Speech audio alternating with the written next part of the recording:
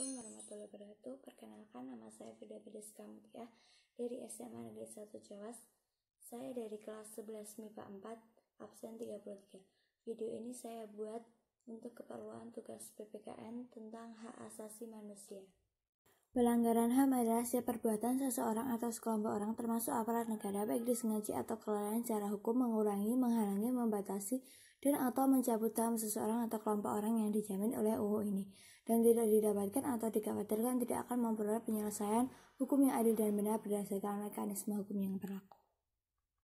Jenis pelanggaran HAM dibedakan menjadi dua. Yang pertama pelanggaran HAM berat, yang kedua pelanggaran HAM ringan.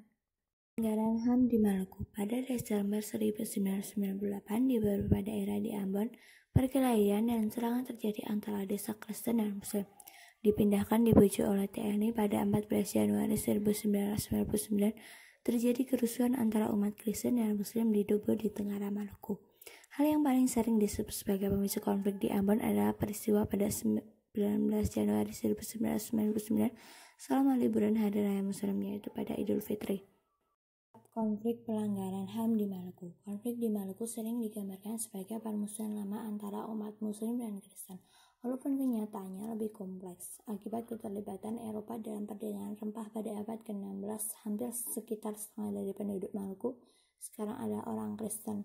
50,2% menurut sensus tahun 2000 dibandingkan wilayah lain di Indonesia di mana 80% penduduknya adalah Muslim. Solusi. Pada dasarnya, konflik yang terjadi di Maluku bukan semata-mata karena masalah agama saja. Banyak aspek lain yang menjadi pemicu pecahnya konflik ini sehingga menewaskan ribuan korban. Namun perbedaan agama yang dianut oleh masyarakat setempat menarik satu poin penting bahwa pemicu konflik terbesar pada persengketaan Ambon tahun 1998 silam adalah karena perselisihan agama. 1. Peran pemerintah.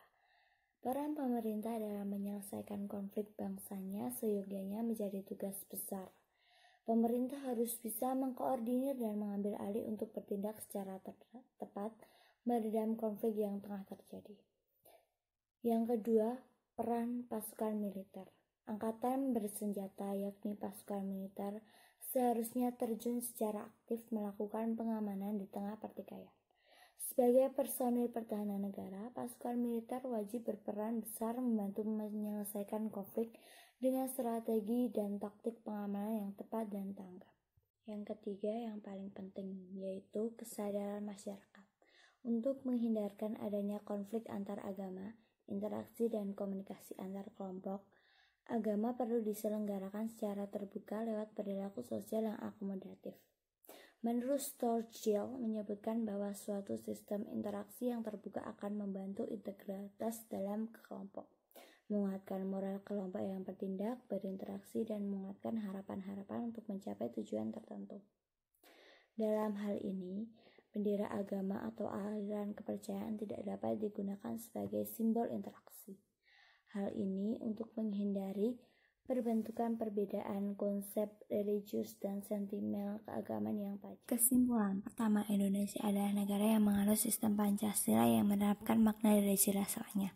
Sila pertama, ketuhanan yang Maha Esa, mempunyai makna bahwa setiap manusia harus percaya kepada Tuhan yang Maha Esa sesuai dengan agama dan kepercayaan masing-masing. Kita juga harus saling menghargai dan menghormati perbedaan satu sama lain. Yang kedua, Indonesia juga merupakan negara dengan beraneka ragam budaya, suku, ras, dan agama. Akan tetapi kita harus tetap saling menghormati dan menghargai perbedaan yang ada. Yang ketiga, kebebasan beragama juga termasuk hak asasi manusia. Hal ini diatur pada pasal 28E ayat 1 Undang-Undang Dasar 1945. Sekian dari saya. Terima kasih. Apabila ada salah kata, saya mohon maaf. Wassalamualaikum warahmatullahi wabarakatuh.